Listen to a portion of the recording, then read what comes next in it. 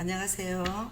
이번 시간에는 진로와 직업선택 제4장 세상에 대해서 강의를 진행을 하도록 하겠습니다. 4장의 주제는 진로 의사결정입니다. 진로 의사결정 중 제1절 나의 진로 장벽 및 갈등의 진단과 해결입니다.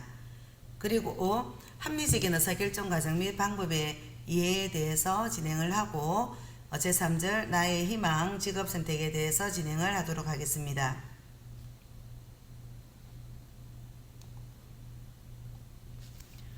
제1절 진로 장벽 및 갈등의 진단입니다. 진로 장벽의 의미입니다.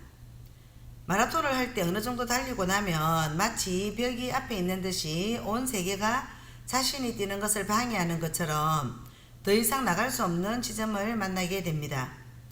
이처럼 우리가 무엇을 하든 어떤 단계에 이르든 더 이상 진전하기 어려운 고비를 만나게 되고, 진로 장벽이란 진로와 관련된 다양한 경험들, 취업이나 진학이나 성진이나 직업의 지속이나 가사와 직장생활의 병행, 그리고 직무 행동 등을 수행해 나가는 과정에서 개인의 진로 선택이나 목표, 포부, 동기 등에 영향을 미치거나 역할 행동을 방해하는 여러 부정적인 요인 또는 상황 등을 통칭하는 말입니다. 내적인 진로 장벽으로는 나는 머리가 나쁘니까 성공하기 어려워, 또는 나는 여자니까 저 일을 수행하지 못할 거야 하는 등 자기 내면에서 부정적인 요소를 만드는 것을 말합니다. 예를 들면 자신감이 부족하다든지 학습이 부진하다든지 낮은 성취 동기나 허약한 욕구, 직업에 대한 편견, 문제의 회피 등으로 진로 목표 달성을 포기하게 되는 등의 내면적인 요소를 내적 진로 장벽이라고 합니다. 외적인 진로 장벽은 너는 사회적으로 성공해야 해, 강요한 부모님의 기대나 또는 집안이 어려워서 대학 진학을 못하는 등의 환경적인 요인, 신체적인 요인, 사회적인 편견 등 외부적인 요인이 진로 목표를 성취하는 데 방해가 되는 경우 이를 외적 진로 장벽이라고 합니다. 진로 목표 달성을 위해서 자신의 진로 장벽이 무엇인지 깨닫는 것은 참으로 중요한 일입니다. 진로 자기조절입니다. 자기조절은 목표를 성취하는 데 있어서 습관적 또는 자동적으로 방해가 될 수 있는 반응을 무의식으로 변경하고자 하는 것입니다. 교육학, 조직심리학, 스포츠 임상심리학 등 다양한 분야에서 개인의 높은 수행력과 관련이 되어 있음이 입증이 되고 있습니다. 컬은 자기조절을 개인의 의지와 연관 있는 상위 인지적인 차원으로 설명을 하였습니다. 여기서 의지는 개인의 목표 및 온전한 자기를 유지시키는 것으로서 목표를 수행하는 데 방해로 작용되는 사고를 제한하려는 주의 통제, 그리고 목표 달성을 목적으로 수행의 동기 유발을 이끄는 동기 통제, 그리고 목표 달성 과정 중에 기분 조절과 연관 있는 정서 통제, 선택과 결정은 스스로 내릴 수 있음을 뜻하는 결정 통제로 구성이 된다고 보았습니다. 이같이 컬이 제시한 전략을 근거로 김민정은 진로 분야에서 활용이 가능한 진로 자기조절을 개발을 하였습니다. 따라서 진로 자기조절은 대학생들이 진로 목표가 달성될 때까지 자신의 목표를 유지하도록 사과를 하고 정서 행동을 조정하는 능력으로서 우리나라 대학생들과 졸업생, 그리고 진로상담 실무자들에게 실시한 개방형 설문조사 및 면접조사 결과들을 토대로 내용이 구성이 되었습니다. 하위 요인들을 살펴보면 계획 및 점검은 자신의 일의 세계를 탐색하기 위한 계획들을 세우고 세운 계획들이 잘 수행되고 있는지에 대해서 점검하는 과정이고, 긍정적인 진로사고는 진로에 대해 자신이 바라는 목표를 달성할 수 있다는 긍정적인 생각을 갖는 것이며, 진로 피드백은 목표를 달성하기 위한 과정에서 주변 사람들로부터 격려와 조언을 구하는 것이고, 진로 환경 조성은 자신의 진로 목표를 자주 상기하고 목표를 성취할 수 있도록 주변 환경을 조성을 하는 것이며, 진로 몰입 의지는 진로 관련 활동들에 집중하여서 수행하려고 노력을 하는 것입니다. 우리 선생님들은 지금 어떤 활동들을 하고 계시나요? 아마도 지금 진로 몰입 의지라고 저는 생각을 합니다. 굳이 진로라는 생각을 어딘가에 취업을 한다는 얘기보다는 앞으로 창업까지 생각하는 그런 지금 단계에 있다고 생각이 되는데, 여러분들 맞습니까? 네. 책 94페이지입니다. 진로장벽 및 갈등의 해결입니다. 나의 대인관계 능력입니다. 인간은 사회 속에서 친구나 가족, 동료 등과 같은 주변 사람과 더불어 살아갑니다. 즐거움을 서로 나누며 기쁨을 나누기도 하고 갈등을 느끼면서 마음의 상처를 주고받기도 합니다. 이러한 과정을 통해서 우리는 인간관계가 삶의 행복에 영향을 미치는 것을 깨닫게 됩니다. 원만한 인간관계를 형성하기 위해서는 대인관계 능력을 길러야 합니다. 대인관계 능력이란 가정이나 학교나 직장 등 여러 집단에서 만나는 사람들과 갈등 상황을 해결을 하면서 원활하게 지낼 수 있는 능력을 말합니다. 이처럼 대인관계 능력은 가정과 학교에서의 생활뿐 아니라 미래의 성공적인 직업생활을 위해서도 필요합니다. 따라서 대인관계의 중요성을 충분히 이해를 하고 대인관계 능력을 향상시키기 위해서 노력을 해야 합니다. 대인관계 능력을 향상시키기 위해서는 친구나 가족이나 동료 등 주변 사람을 대하는 자신의 태도와 관계를 성찰을 해야 합니다. 또 자아존중감의 배려나 자아존중감과 배려, 그리고 의사소통 능력, 협동심, 신뢰감, 갈등관리 등의 덕목 중에서 자신에게 부족한 부분을 파악하고 개선하려는 자세를 갖추어야 합니다. 나의 의사소통 능력입니다. 의사소통은 서로의 생각과 감정을 말이나 행동, 글 등을 통해서 주고받는 것을 말합니다. 우리는 의사소통을 통해서 서로의 생각을 이해를 하고 갈등을 해결을 합니다. 의사소통 능력이 뛰어나면 가족이나 친구뿐만 아니라 사회생활에서 만나는 다양한 사람들과 원만한 대인관계를 유지를 할 수 있습니다. 의사소통의 기본 자세는 경청을 잘하는 것입니다. 경청은 상대방의 말을 주의 깊게 들으며 공감하는 능력입니다. 상대방의 말을 경청하지 않고 근성으로 듣거나 무조건 부정적인 태도를 취하면 효과적인 의사소통이 어려울 뿐만 아니라 신뢰관계도 쌓을 수가 없습니다. 따라서 바람직한 의사소통을 위해서는 상대방을 존중하고 배려하는 태도를 바탕으로 긍정적인 언어 습관을 길러야 하겠습니다. 우리는 다양한 상황에서 의사소통을 합니다.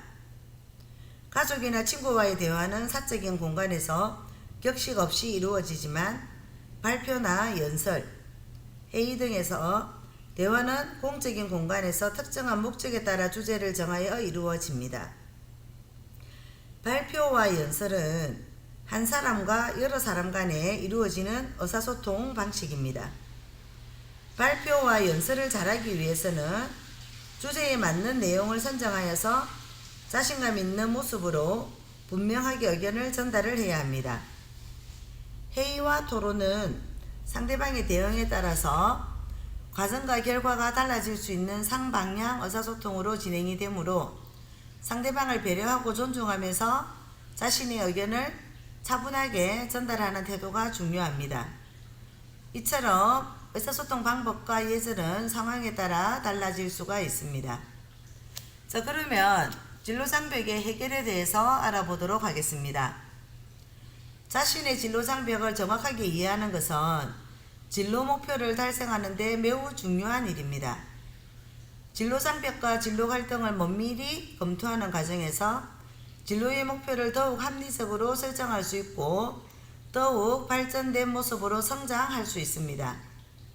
때로는 진로장벽과 갈등이 자신의 진로 목표를 더욱 뚜렷하게 하고 열정적으로 자신의 꿈을 이루고자 노력하는 계기가 되기도 합니다. 그러므로 진로장벽과 갈등을 해결하고자 노력하는 자세는 매우 진지하고 유연해야 하고, 이러한 노력 속에서 진로장벽은 진로 목표를 이루게 하는 걸림돌이 아니라 오히려 디딤돌이 될 수가 있습니다. 진로장벽을 극복하는 4가지 방법입니다. 첫 번째 방법은 깨뜨리기입니다. 편견과 고정관념 등 부정적이고 합리적이지 않는 인식을 깨뜨려서 해결을 하는 것입니다. 돌아가기입니다. 진로 목표를 재점검하고 다양한 진로 대안을 모색하는 것입니다. 넘어서기입니다. 자신의 현재 상황과 여건을 점검한 후에 해결 방안을 적극적으로 모색하고 실천함으로써 한계를 극복하는 것입니다. 그리고 돌아서기입니다. 실현 가능성이 낮은 진로 목표를 현실적으로 조정을 하고 돌아서기입니다. 진로장벽을 극복하는 4가지 방법을 만약 저를 사례로 말씀을 드리면,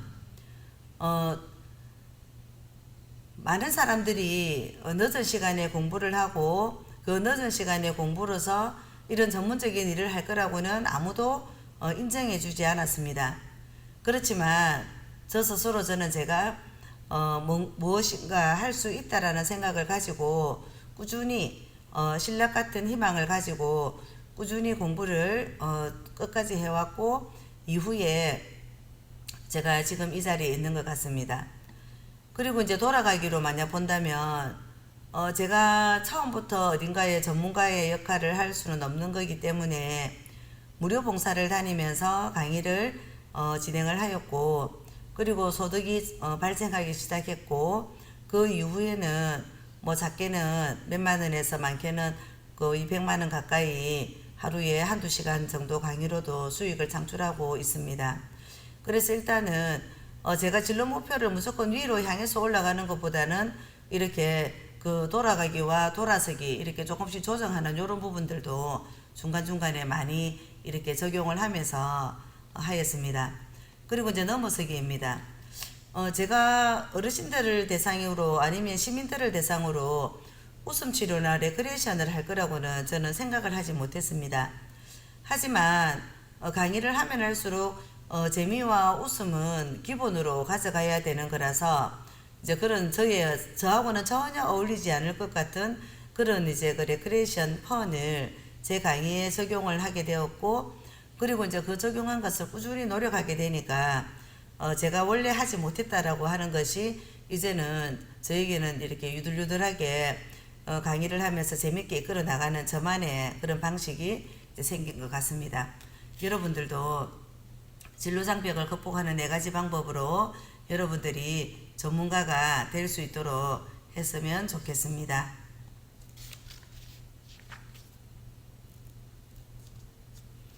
자, 그래서 진로 탐색 행동으로 이제 보도록 하겠습니다.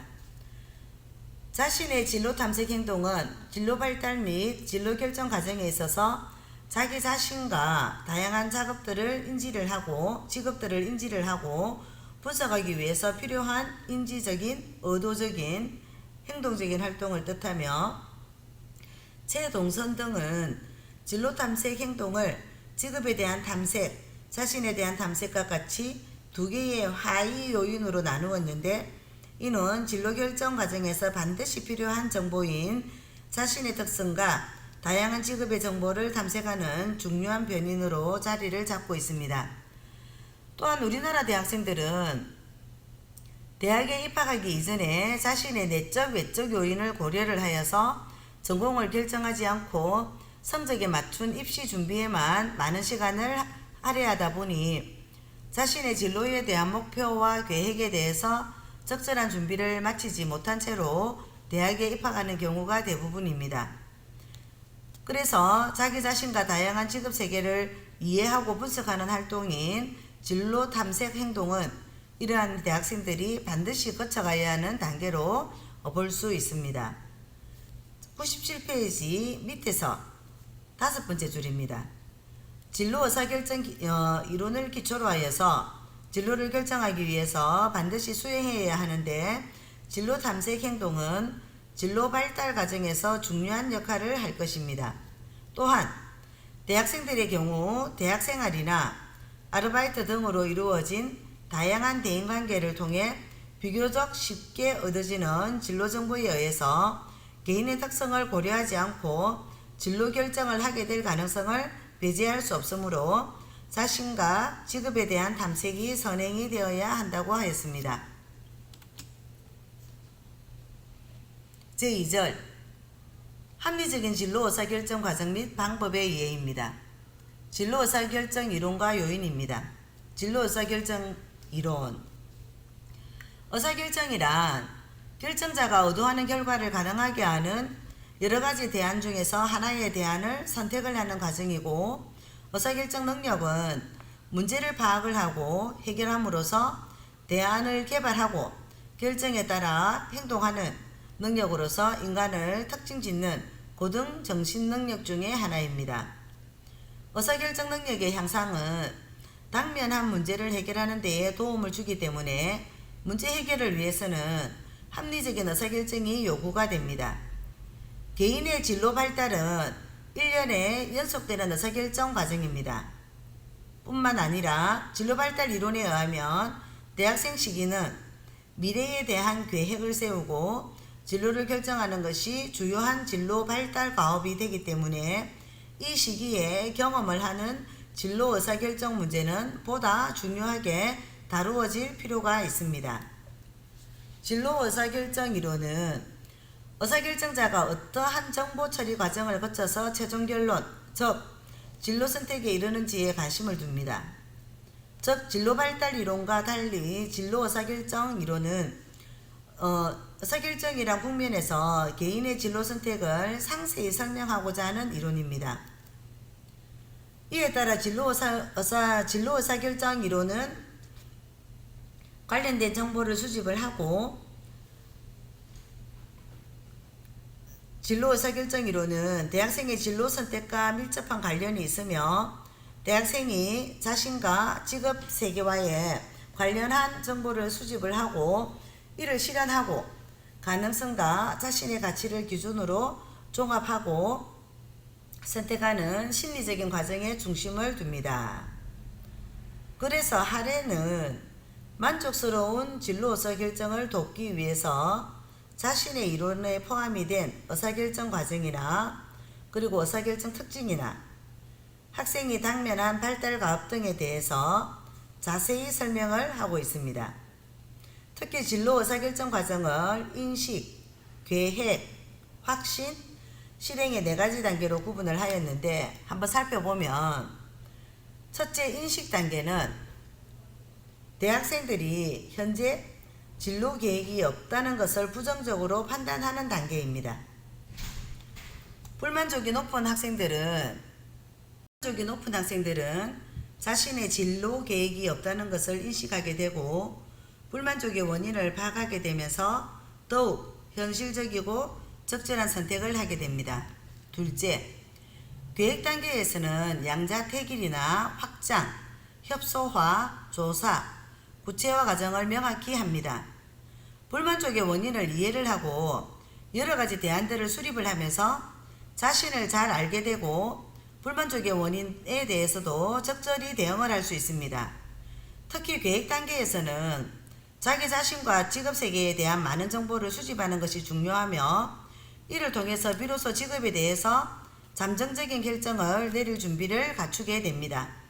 셋째, 확신 단계에서는 자신이 계획했던 것을 결정하고 이러한 결정을 내린 동기를 친한 친구나 부모 등과 함께 의논을 하고 그들의 반응을 얻습니다. 사람들의 평판이 부정적이면 계획 단계로 되돌아가서 좀 더 정보를 수집하거나 다른 대안을 고려를 해보고 긍정적인 평판을 받으면 자신이 내린 결정에 대하여 자신감을 가지게 됩니다.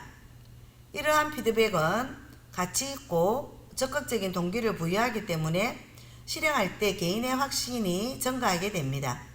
넷째, 실행 단계에서는 자신이 내린 결정을 행동으로 옮기기 시작하는 단계입니다.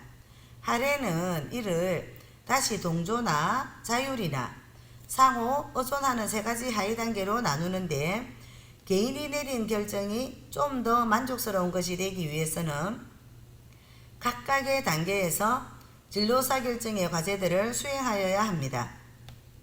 진로 의사결정 요인입니다. 진로 의사결정 요인은 진로에도 마찬가지로 적용이 됩니다. 합리적인 의사결정 방식을 가진 사람들은 논리적이고 신중하게 의사결정을 수행하는 사람들로 진로 결정 수준이 높게 나타납니다. 또한 합리적인 의사결정은 진로 계획 및 진로 탐색 행동에도 긍정적인 영향을 미치는 것으로 나타났습니다. 합리적인 의사결정 능력이 있는 사람은 적극적으로 진로 계획을 세우며 정보 탐색을 하고 좀 더 효과적인 의사결정을 하며 전공 선택과 직업 선택, 진로 의사결정 과정에서도 그렇지 않은 사람들보다 진전을 보인답니다. 특히 합리적인 진로 의사결정 능력이 높은 사람은 진로 의사결정 각각의 단계에서 진로 의사결정의 과제들을 잘 수행하여서 성공적으로 수행하는 과정에서 자신감이 향상이 되기도 합니다. 따라서 진로 의사결정을 내릴 때에는 합리적인 의사결정의 4단계를 거치는 것은 매우 중요합니다. 의사결정 시 고려해야 할 사항이 진로 의사결정 요인입니다. 진로 의사결정 요인은 개인적인 요인과 환경적인 요인과 직업 자체와 관련이 된 요인이 많습니다. 자, 그래서 진로 의사결정의 요인에 대해서 한번 보도록 하겠습니다. 구분은 개인적인 요인과 환경적인 요인과 직업 자체와 관련한 요인입니다. 개인적인 요인은 신체적 요인, 지적인 요인, 정의와 심리적인 요인. 신체적인 요인으로는 나이나 성별이나 건강으로 나뉠 수가 있고, 지적인 요인은 지능이나 적성, 능력치로 나눌 수가 있습니다. 그리고 정의와 심리적인 요인은 자아 개념과 가치관, 흥미, 성격, 대인관계, 일의 만족도 등으로 나눌 수가 있습니다. 환경적인 요인은 문화적인 요인과 경제적인 요인으로 나눌 수 있는데, 문화적인 요인은 사회의 문화적인 배경과 교육에 대한 정도, 가족의 영향, 대중매체의 영향입니다. 경제적인 요인으로는 수입이나 경제적 상태를 말을 하며, 직업 자체와 관련된 요인으로는 일과 환경과의 요인과 일과 개인의 요인으로 나눌 수가 있는데, 거기서 또 다른 요인으로는 일과 환경과의 요인은 직업에 대한 사회적인 인식과 조건, 그리고 직업의 복지 상태입니다. 그리고 일과 개인의 요인에 대한 것을 다시 요인으로 나눠보면 직업에 대한 욕구 정도나 직업의 안정성, 일터에서의 인간관계, 이렇게 보시면 될 것 같습니다.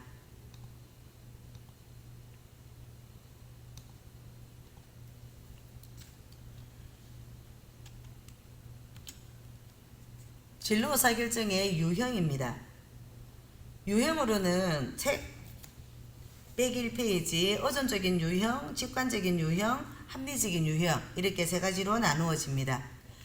진로 의사결정의 유형은 우리는 다양한 선택을 통해서 성장을 하게 되고, 선택의 매 순간 어떤 기준으로 선택할 것인가를 고심을 하며 삶의 가장 중요한 문제인 진로 문제를 선택하는데 신중하고 진지한 자세가 필요합니다. 의존적인 유형은 의사결정에 부모나 친구, 교수님 등의 기대에 영향을 많이 받아서 자신의 욕구와 상관없이 다른 사람의 의견에 따라 결정하는 유형을 의존적인 유형이라고 합니다.